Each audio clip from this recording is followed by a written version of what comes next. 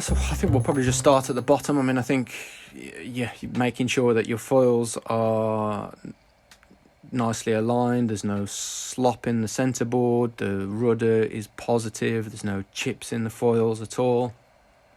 I think that's always a good tip in making sure the hull is nice and fair.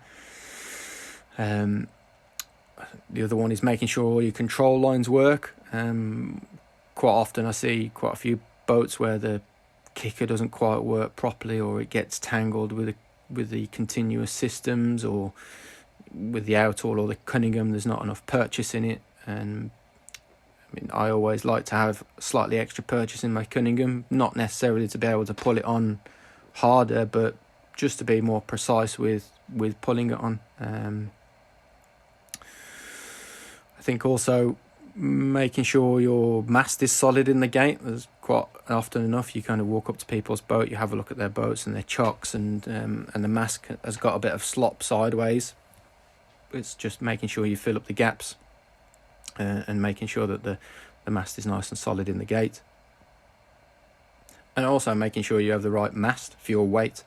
There's a lot of people I see in the solo fleet, they just go with what's seen as quick, but then when you kind of really look at it, you know, there's a lot of people who are probably using masts that are far too stiff for them. And yes, they'll be quick in very light inland puddles, because you can always get away with a slightly stiffer mast inland, but you know, when they turn up to the sea, they're going to be overpowered. So it's, I mean, yeah, making sure you've got the right mast for your weight.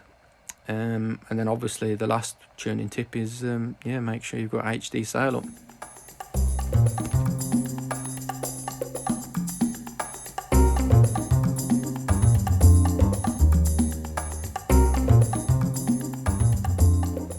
The Solo's a very hard boat in a force 4 on the sea, so making sure you're fit enough is one of the first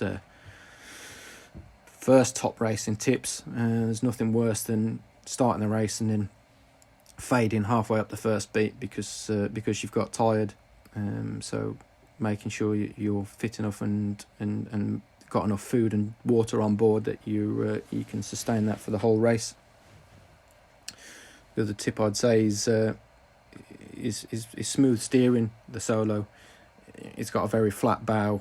It doesn't like running into waves front or going upwind or downwind. So you know, making sure that you're steering around waves smoothly. Another one would be, I suppose, your boat positioning on the racetrack. Very often see people getting caught on jibe marks and having to sail a much longer distance. You know, just, I suppose everyone always thinks got to sail fast, and sometimes when you do that, you all of a sudden you find yourself on the outside of a massive group, and you're going around the outside and having to travel more distance. So it's making sure you're sailing the shortest distance, really, and you know, sometimes you just need to slow yourself down just before you get to a jibe mark or a leeward mark, and making sure that you're the inside boat or damn near it, the second nearest boat, you know. Top tip really is you've got to practice downwind sailing. Again, it goes back to the flat bow of the boat. It really doesn't like running into the back of a wave, so it's having the, you know, making sure that you practice linking your transitions from when you're on a wave and knowing when to get off the wave and then go and finding another wave. It's, you know, some really big gains can be made there. So that's one of the tips. I suppose the other one is correct main sheet tension, and I guess I see a lot of people that, you know, sail around with not enough main sheet tension on or too much on, but you know, it's really looking at your leech tails and making sure you've got those flying correctly. You know, having the correct main sheet tension will will gain you more places and more boat speed than worrying whether your forestay is slightly intentional, your shrouds are slightly in the right place. But I mean, main sheet and traveller position are very key. So make sure you're well practiced.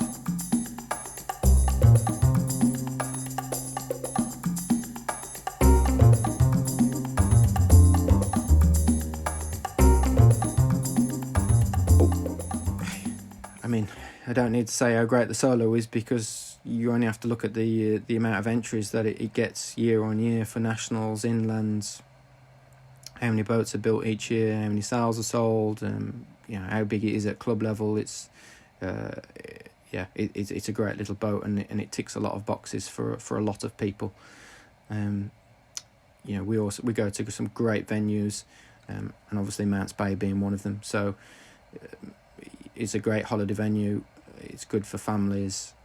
It's good for racing, and that really does tick a lot of boxes for a lot of people, and hence we'll kind of follow the solo around. So it's it's a good boat, but it's also backed up by a very good committee, and we are we really appreciate what the committee does for us, and keeping the class ticking along and heading in the right direction. So thank you.